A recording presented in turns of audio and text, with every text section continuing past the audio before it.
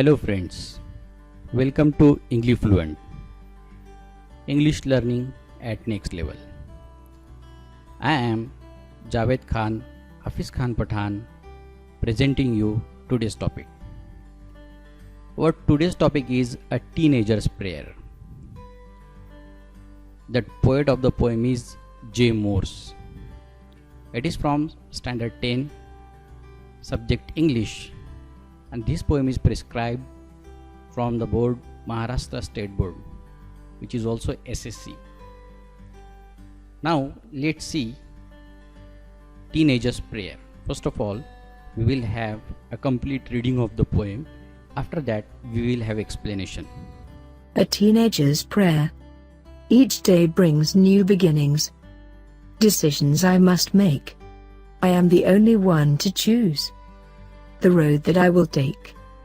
I can choose to take the road of life that leads to great success, or travel down the darkened road that leads to great distress. Please open up my eyes, dear Lord, that I might clearly see. Help me stand for what is right. Bring out the best in me. Help, Lord, to just say no when temptation comes my way, that I might keep my body clean and fit for life each day. When my teenage years are over, I know that I will see that life is lived its very best, with you walking next to me. J. Morse. This is the complete reading of the poem. I hope you understood the pronunciations of the poems and the words, whatever we have taken over here. We will have the explanation of this poem now. A teenager's prayer. Let's see the first stanza. Each day brings new beginnings. Decisions I must make. I am the only one to choose the road that I will take. Here the glossary is given. Teenager, the meaning of teenager in Marathi is Kumar or Kumari or Kishor Vain. Bring, that means आणणे, beginning, सुरुवात, decisions, निर्णय, choose means निवडणे. Now here you can see in the picture the person is standing in front of the roads and he has two options to go. So that's why in the first stanza itself, the person who is a teenager speaker is talking about his decisions that he has to take. Now who is the teenager? The teenager is the same person who is from the age between 13 up to 19. The students, those who are the age of 13 to 19, they are called as teenagers. And why teenager? Because we can see that 13, 14, 15, 16, 17, 18, 19, each word has teen in the end of it, and that's why it is teenager. And this age is very important as far as our success is concerned, because we are about to become mature after this age, and this is the age of very turbulence and disturbances in our life. So many changes happen around our life. That's why this age is very important. And as a SSC students, as a 10th standard students, you are also in the same age criteria. You are also a teenager. That's why this poem is very important as far as your understanding is concerned, as far as your age is concerned. That's why here we can see in the picture that you have many options after your teenage or during your teenage years. We'll see the explanation in English also. The narrator or a teenager says each day brings a new beginning for him in his life. He must be ready to take his decisions as he has turned into a mature person. He is clever enough to take his own decisions now. He himself has to choose the things which are right for him. He will be solely responsible for the decisions taken by him. आता या ठिकाणी आपण मराठीमध्ये याचा अर्थ बघूयात की नेमका काय होतो. पहिल्याच कडव्यामध्ये जो बोलणारा आहे, नॅरेटर आहे, निवेदक आहे, हा एक किशोरवयीन मुलगा आहे. टीनेजर म्हणजे किशोरवयीन किंवा कुमार किंवा कुमारी. आता याची ही जी अवस्था आहे त्या अवस्थेबद्दल तो म्हणतोय की ईच डे, प्रत्येक दिवस हा नवीन सुरुवात घेऊन त्याच्यासाठी त्याच्या जीवनामध्ये येत असतो. आणि ही सुरुवात करत असताना decisions I must make, he has to take various decisions. त्याला वेगवेगळे निर्णय घ्यावे लागत असतात. आता आपल्या पालकांवर अवलंबून त्याला राहायचं नाही आहे, त्याला स्वतःचे निर्णय स्वतः घ्यायचे आहेत. कारण या टीनएजमध्ये, या कुमारावस्थेमध्ये, किशोरवयीन अवस्थेमध्ये मुलं हे मॅच्युरिटीकडे वळत असतात. अशा वेळेला पालकच स्वतः म्हणायला लागतात की आता तू मोठा होतोय तर तू तुझे स्वतःचे निर्णय स्वतः घे. कारण भविष्यात 10वी झाल्यानंतर ज्यावेळेला 10वी झाल्यानंतर समाजामध्ये वावरायला जाणार आहात, अशा वेळेला तुम्हाला स्वतःचे निर्णय घ्यायचे आहेत. ते शिक्षणाच्या बाबतीत म्हणो किंवा इतर गोष्टींच्या बाबतीत म्हणो, मला हे निर्णय घेणं गरजेचं आहे. म्हणून या निर्णयांसाठी तुम्ही आता सज्ज व्हायला हवं. आणि 3ऱ्या ओळीमध्ये हा मुलगा म्हणतो, I am the only one to choose. मी एकटा आहे. The road that I will take, कोणता निर्णय घ्यायचा आहे किंवा कोणत्या रस्त्यावर जायचं आहे याचा निर्णय घेणारा मी स्वतः असेल आणि याला जबाबदारसुद्धा मीच राहणार आहे. आता हा निर्णय घेत असताना आपली सद्सद बुद्धी शाबूत ठेवून आपल्याला निर्णय घ्यायचे आहेत. कोणी दुसरा म्हणतोय किंवा दुसरा कोणी काहीतरी म्हणतोय किंवा तो जसं अनुकरण करतोय, आपला मित्र जसं अनुकरण करतोय त्याचं अनुकरण आपण करायचं असा त्याच्यातला भाग नाही आहे. तर या ठिकाणी हा निवेदक म्हणतोय किंवा हा टीनेज मुलगा म्हणतो, किशोरवयीन, की आता मला निर्णय घ्यावे लागतील आणि या निर्णयांना मी स्वतः एकटा जबाबदार राहणार आहे. आपल्या आयुष्यामध्ये, भविष्यात चित्रामध्ये तुम्ही बघा असे रस्ते येणार आहेत. 2 प्रकारचे रस्ते असतील. आता कोणत्या रस्त्यावर जायचं आणि कोणत्यावर नाही हा निर्णय तुमचा राहणार आहे. आता हे रस्ते कुठे जातात याचा शेवट काय हे आपल्याला माहीत नाही आहे. समोर डेड एंड येतो की अजून आपल्याला यशस्वी होण्यासाठीचे वेगवेगळी शिखरं प्राप्त होतात हे आपल्याला नंतर कळणार आहे. सुरुवातीला या रस्त्याचं आपल्याला माहीतच नाही आहे समोर काय आहे किंवा काय नाही. म्हणून जबाबदारीने आपल्याला हे निर्णय घ्यायचे आहेत, असं या ठिकाणी पहिल्या कडव्यामध्ये कवीने मांडलेलं आहे. चला तर वळूया आता दुसऱ्या कडव्याकडे. Second stanza. I can choose to take the road of life that leads to great success और travel down the darken road that leads to great distress. या ठिकाणी आता शब्दार्थ बघून घेऊया. लीड्स म्हणजे घेऊन जाणे, सक्सेस म्हणजे यश, ट्रॅव्हल म्हणजे प्रवास करणे, डार्कन म्हणजे अंधकारमय, डिस्ट्रेस म्हणजे यातना, दुःख. विद्यार्थी मित्रांनो, इथे बघा आपण आता पॅराफ्रेज बघून घेऊया इंग्लिशमध्ये काय म्हणून दिलेलं आहे ते. In this stanza the narrator talks about the choices that he has before him as far as leading a successful life is concerned. He may live a happy and satisfied life by choosing a right path, or he may become a victim of his bad choices and lead a life full of distress, that is sorrows and pains. या ठिकाणी आता काय अर्थ होतो ते बघा. या कडव्यामध्ये narrator हा कशाबद्दल बोलतोय? चॉईसेस. त्याच्यासमोर जे काही आता पर्याय किंवा संधी उपलब्ध राहणार आहेत किंवा जे पर्याय त्याच्यासमोर राहणार आहेत, या पर्यायांमध्ये चांगले पण पर्याय आहेत आणि वाईटही आहेत. परंतु जर त्याला सक्सेसफुल लाईफ म्हणजे यशस्वी जीवन जगायचं असेल तर अशा वेळेला त्याला आपल्या निर्णयांची योग्य ती खातरजमा करूनच निर्णय घ्यावे लागणार आहे. कोणत्या रस्त्यावर जायचं हा निर्णय त्या व्यक्तीचा राहणार आहे, त्या टीनेजर, त्या कुमारवयीन, किशोरवयीन मुलाचा राहणार आहे. हा निर्णय घेतल्यानंतर भविष्यात तो एकतर यशस्वी होईल आणि चांगलं जीवन, सॅटिस्फाईड, समाधानी आणि आनंदी जीवन जगू शकेल, किंवा तो असा कोणता रस्ता निवडेल जो वाईट असेल आणि तो बळी पडेल. या सगळ्या गोष्टींचा, आपल्या वाईट निर्णयांचा तो बळी पडणार आहे, ज्यामध्ये दुःख आणि यातना या सगळ्या भरलेल्या असतील. म्हणून या ठिकाणी निवेदक हा किशोरवयीन मुलगा म्हणतो, I can choose to take the road of life that leads to great success. माझ्यासमोर पर्याय आहे. Take the road of life, जीवनाचा रस्ता निवडण्याचा माझ्याजवळ पर्याय आहे जो यशाकडे जातो. टू ग्रेट सक्सेस, लीड्स म्हणजे घेऊन जाणार आहे तो यशाकडे.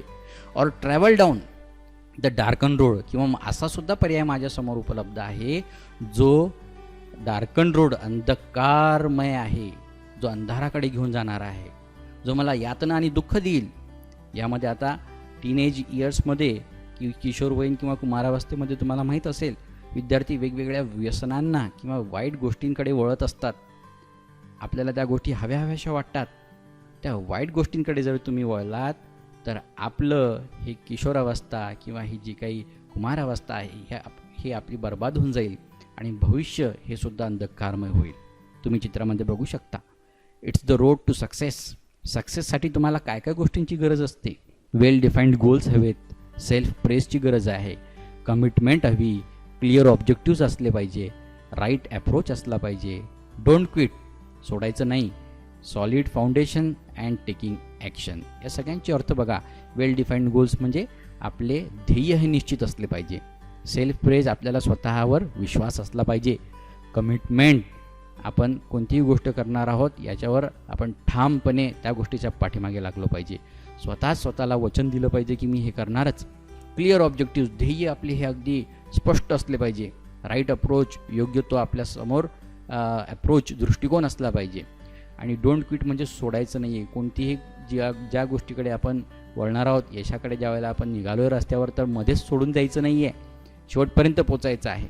सॉलिड फाउंडेशन, आपला जो पाया आहे हा आपला अगदी भक्कम असला पाहिजे. अँड टेकिंग ॲक्शन, आणि निर्णय घेणं हे सगळ्यात महत्त्वाचं आहे. या सगळ्या गोष्टी आपल्याला सक्सेसफुल लाईफ जगण्यासाठी आवश्यक आहेत असं या सेकंड स्टांजामध्ये निवेदक म्हणतोय. चला तर वळूया आता तिसऱ्या स्टांजाकडे. Third stanza. It is like this. Please open my eyes, dear Lord, that I might clearly see. Help me stand for what is right. Bring out the best in me. किती छान कडवं आहे बघा. याचा अर्थ बघूया. सोपं कडवं आहे, अर्थ कमी आहे त्याच्या ठिकाणी. कठीण शब्द. क्लिअरली म्हणजे स्पष्टपणे, हे तुम्हाला माहीतच असेल. ब्रिंग आउट म्हणजे बाहेर काढणे. Now let see the paraphrase in English. Now the teenager seeks the help of the almighty God. He urges the God to help him see or decide which is good for him. He wants to walk on the path of morality and righteousness, to do the best of the things in the world. The narrator wants the guidance of the God. Now here in this in this stanza, the person or the teenage student wants the help of Lord. He wants the Lord to help him in attaining his objectives, in attaining his goal. So he seeks the help of God, Almighty God. So here that in the and he wants to live the life of morality and righteousness, truthfulness. That's why he wants the help of God here. त्या कडव्यामध्ये तुम्ही बघा, हा विद्यार्थी आता देवाकडे साकडं घालतोय, देवाला मदत मागतोय. चित्रामध्ये तुम्ही बघू शकता की लहान मुलगी देवाकडे बघून प्रार्थना करतेय. Please open up my eyes dear lord. देवा, माझे डोळे उघड. कशासाठी उघडायचे ते डोळे? That I might clearly see. या डोळ्यांनी मला सगळं काही स्पष्टपणे, जे वाईट असेल ते वाईट असलं पाहिजे, ते मला कळलं पाहिजे. जे चांगलं असेल माझ्यासाठी त्या गोष्टी मला समजल्या पाहिजे, अशी दृष्टी मला दे. इथे ओपन अप आईज म्हणजे मला अशी दृष्टी दे देवा, ज्याच्यातून मी चांगलं काय आणि वाईट काय या सगळ्या गोष्टींचं समालोचन करू शकेल. मला कळेल की कोणती माझ्यासाठी चांगली आहे आणि कोणती वाईट आहे. Help me stand for it what is right. And जे चांगलं असेल त्याच्या बाजूला उभं राहण्याची, त्याच्या पाठीशी उभं राहण्याची मला हिंमत दे, मला मदत कर. Bring out the best in me. आणि माझ्यात जे काही चांगलं आहे, ज्या काही चांगल्या गोष्टी आहे त्या सगळ्या बाहेर काढ आणि मला समाजाची सेवा करू देत, लोकांची सेवा करू देत, सगळं माझ्या हातून चांगलंच घडू देत. असं या कडव्यामध्ये हा मुलगा, हा टीनेज कुमारवयीन मुलगा देवाकडे साकडं घालतोय. ही कविता बघा, डॉक्टर रवींद्रनाथ टागोर यांनी सुद्धा अशीच गीतांजली नावाची कविता लिहिलेली आहे, ज्याच्यासाठी त्यांना नोबेल पारितोषिक भेटलेलं आहे. त्याच पद्धतीचं थोडंसं देवाकडे केलेली ही एक प्रार्थना आहे. म्हणून या कडव्यामध्ये कवी जेमोर्सने त्या कुमारवयीन मुलाकडून देवाकडे प्रार्थना केलेली आपल्याला दिसते. चला तर वळूया चौथ्या कडव्याकडे. चौथं कडवं काय म्हणतंय? Help lord to just say no when temptation comes my way, that I might keep my body clean and fit for life each day. Glossary शब्दार्थ बघूयात.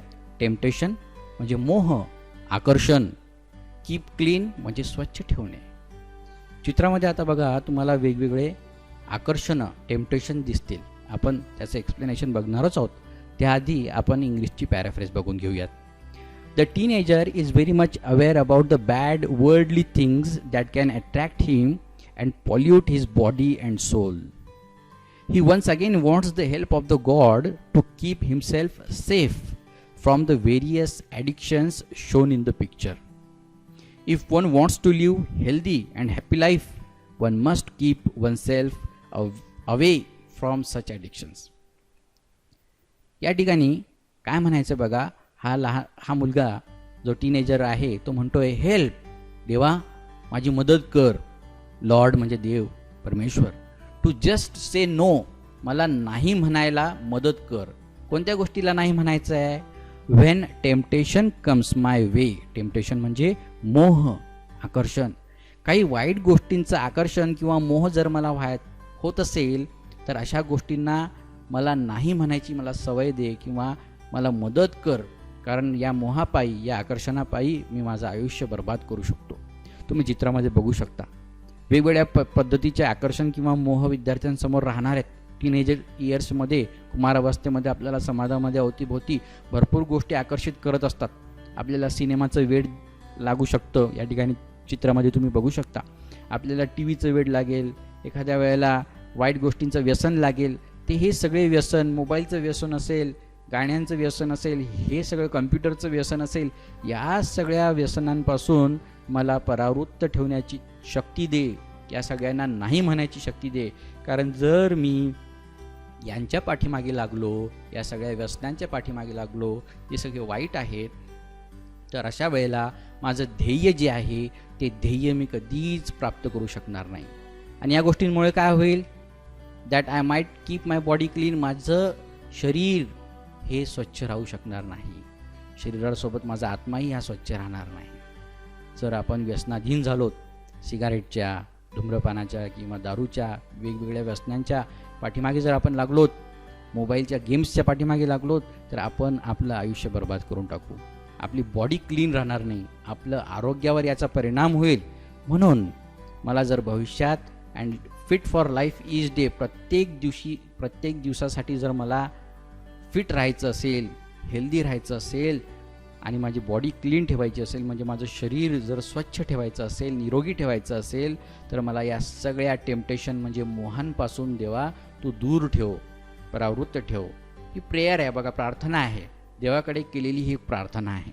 म्हणून इथे हेल्प, लॉर्ड या ठिकाणी असा शब्द वापरलेला आहे. अपोस्ट्रॉफी असा अलंकार या ठिकाणी होतोय. अलंकार आपण वेगळ्या याच्यात बघणारच आहोत एक्सप्लेनेशनमध्ये. तर या ठिकाणी हा मुलगा देवाकडे प्रार्थना करतोय आणि त्या प्रार्थनेमध्ये तो म्हणतोय की या मोहांपासून, आकर्षणांपासून मला दूर ठेव आणि मला निरोगी आणि चांगलं आयुष्य जगण्यासाठी बळ दे. असं हे चौथं कडवं. चला आता वळूया 5th स्टांजाकडे, last stanza. When my teenage years are over, I know that I will see that life is lived its very best with you walking next to me. शब्दार्थ बघूयात.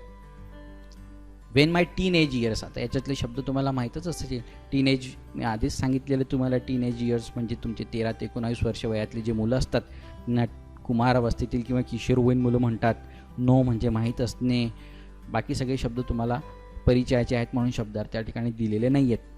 तर इथे हा टीनेज इयरचा हा मुलगा आता प्रार्थना करतोय शेवटच्या कडव्यामध्ये. तर याचा एकदा पॅराफ्राईज आपण इंग्रजीमध्ये बघून घेऊयात काय आहे. In the last stanza, the narrator looks confident to spend the life in its best form in the teenage years with the help of the dear God.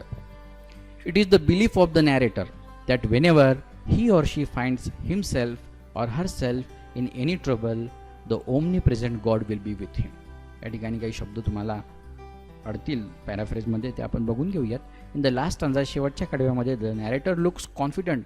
हा जो मुलगा आहे, जो निवेदक आहे, हा खूप आत्मविश्वासी वाटतो आहे. To spend the life in its best form.